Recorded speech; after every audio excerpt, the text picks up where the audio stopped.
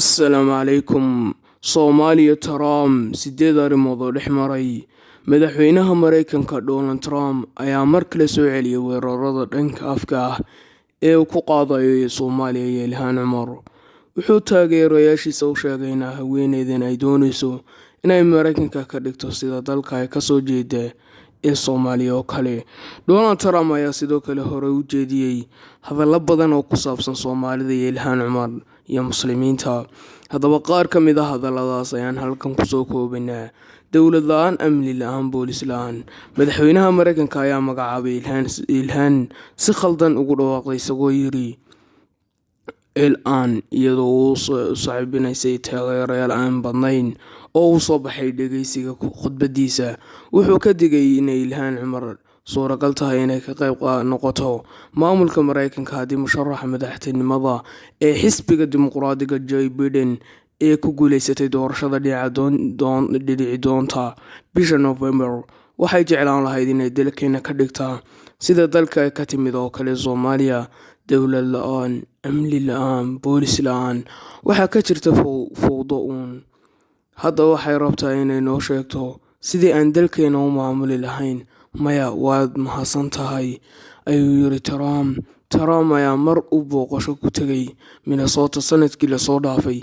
Wuxuu ku canaantay dadweynaha gobolkaas sababtoo ah weli raali uga yihiin inay Koongareeska ku matasho Ilhaan Cumar. Haweeneyda Koongareeska ka tirsan ee lagu magacaabo Ilhaan Cumar waa qof neceb Mareykanka. Waxay iska indha tirtay weerarkii Sebtembar 11 ee lagu soo qaaday waddankeena. 8 ku ogolaateen in qofka noocaas ahi uu idinku matalayo Minnesota. Aniga aad baan idinka caraysanahay. Dadkeenan hadda ayuu hadalka ku sii daray Trump.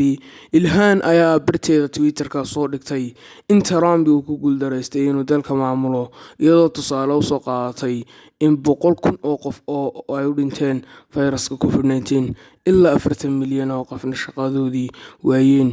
Guud ahaan dalkana ay ka socdaan dibadbaxyo meel walba oo ay tagto oo way xumaataa. Soomaaliya ay ka bilowday bishii November 2019. Waxay Donald Trump si weyn isu qabteen haweeney safiir uga ahayd dalka Ukraine. Wuxuu xilligaas wajahay mooshinada laga xiray fadeexad ka dhalatay mooshinno la xiray dhaqaale taageero ah oo lagu xiray arrimo siyaasadeed.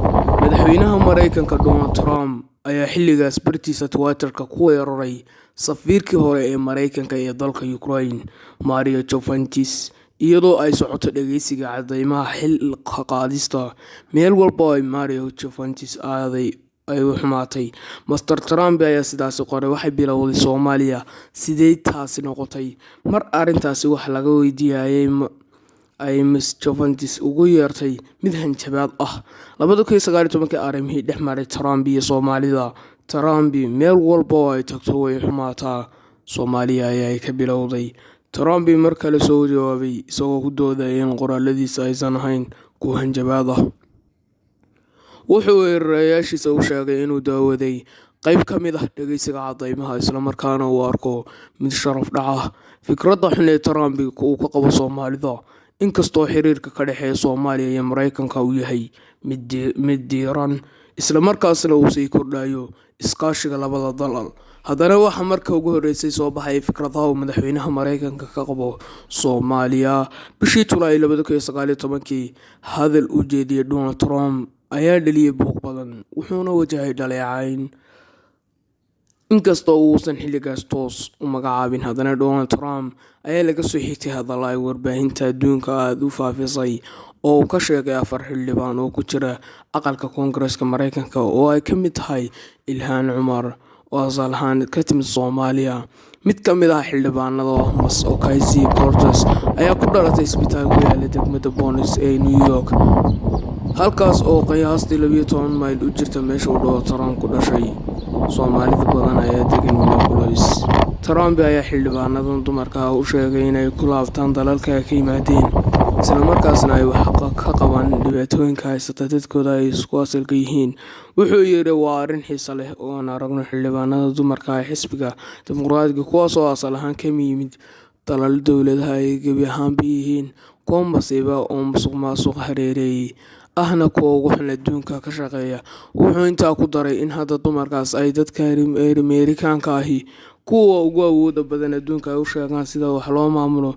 Ilhaan oo ugu jawaabtay arrinkaas inuu yahay mid qaldan, Donald Trumpna uu ka aaminsan yahay Soomaalida dad aan waxba haysan, meel uu ku tiiriyana lahayn. Idinkoo aan war u haynin yimaadinka Minnesota ayaa ku jawaabay, ayaad iska imanaysan waddankayga Donald Trump, Benzes, Minnesota. Wassalaamu calaykum waraxmatullaahi wabarakaatuh. Fadlan sii sheer